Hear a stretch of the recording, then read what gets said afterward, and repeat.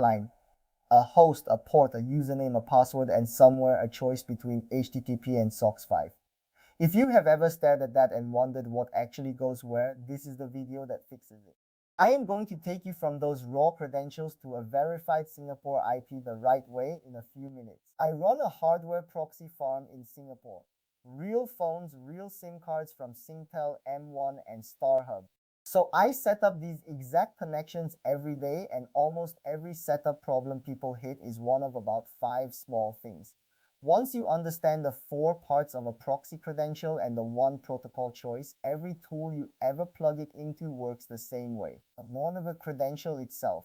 Whatever your provider sent you, it breaks down into 4 pieces. The host, which is the address you connect to, the port, which picks the line, the username, and the password, which prove the connection is yours. That is the whole thing. Every proxy you ever buy is some arrangement of those 4 fields. The host is the part people misread the most. It is not the IP of your phone.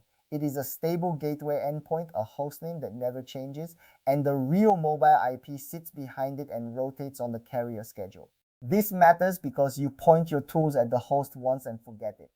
The address behind it can change 100 times and your setup never breaks because you were never talking to the raw IP in the first place. The port is how the provider tells one line apart from another.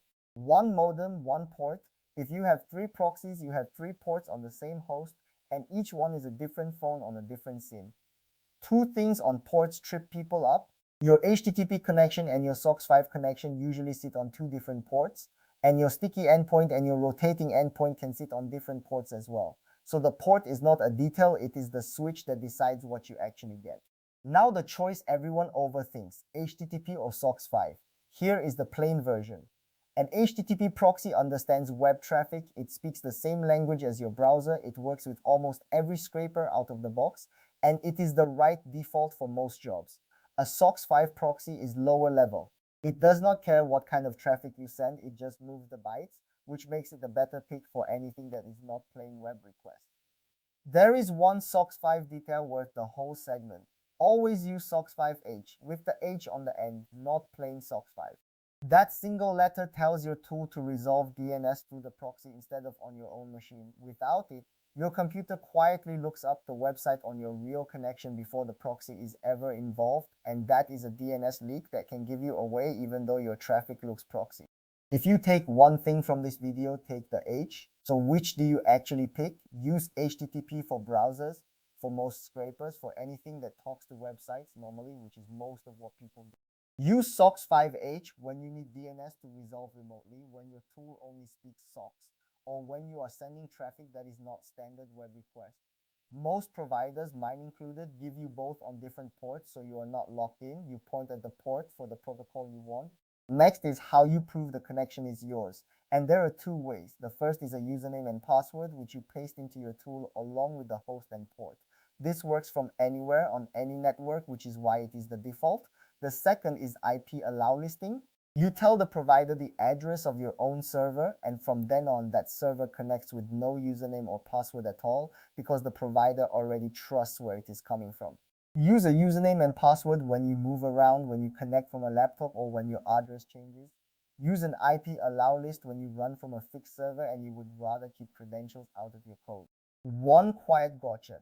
If you set up allow listing and forget to add your current address, every connection gets refused and it looks like the proxy is broken when it is just doing its job. Now the part that makes it real. Before you wire a proxy into any big tool, test it with one curl command. You pass your proxy as a flag, you hit a neutral endpoint that just reports your IP back, and you read the result. If it comes back with a Singapore address on Singtel, M1, or StarHub, you are connected and you are done. If it errors, you have learned something useful before you wasted an hour wiring it into a scraper. When that result comes back, check 3 things, not 1. Check that the IP is actually Singapore and not your own. Check that the carrier shown is a real mobile carrier and not a data center name. And if you used SOCKS5H, check that the location lines up, which tells you DNS resolved through the tunnel and not on your machine. 3 quick checks and you know the connection is genuinely what you paid for. Once curl passes, every other tool is the same idea with a different box to type in. In a browser or an anti-detect browser, you put the host and port in the proxy settings and the username and password in the fields underneath. In code, whether it is Python requests or Playwright, you pass the same host, port, username, and password as a proxy setting. There is nothing new to learn per tool. It is always those same 4 fields plus the protocol you chose. One setup decision shapes everything after it. Sticky or rotating. A rotating endpoint hands you a fresh IP on the carrier schedule, which is what you want for spreading lots of small requests. A sticky endpoint holds one IP for a set window, so a login or a checkout can finish on a single address. You usually pick between them by connecting to a different port, so decide what the job needs before you start, not halfway through. Let me save you the 5 mistakes I see most. 1. Plain SOCKS5 instead of SOCKS5H, which leaks your DNS. 2. The wrong port, so you connect to the rotating line when you wanted sticky. 3. A local firewall or VPN sitting in the way and eating the connection. 4. IP allow listing setup but your address never added. And 5. A 3-second timeout left over from data center proxies when mobile latency needs 15 to 30. Every one of these looks like a broken proxy and none of them are. So here is the whole setup in one breath. Read the credential as 4 fields: host, port, username, and password. Point at the host because it never changes. Pick your port for the protocol and the rotation you want. Use HTTP for most things and SOCKS5H when you need remote DNS. Authenticate with a password or an allow listed server. Then prove it with one curl to a neutral endpoint and confirm a real Singapore carrier IP before you build anything on top of it. If you want to run these exact steps on a real Singapore connection, there is a free trial of Singapore Mobile Proxy. Real SIMs on Singtel, M1, and StarHub from my own farm. You get the host, the port, both protocols, and your credentials, and you can curl test it in the first minute.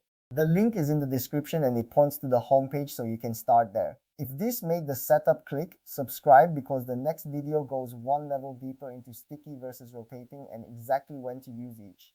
Thanks for watching and I will see you in the next one.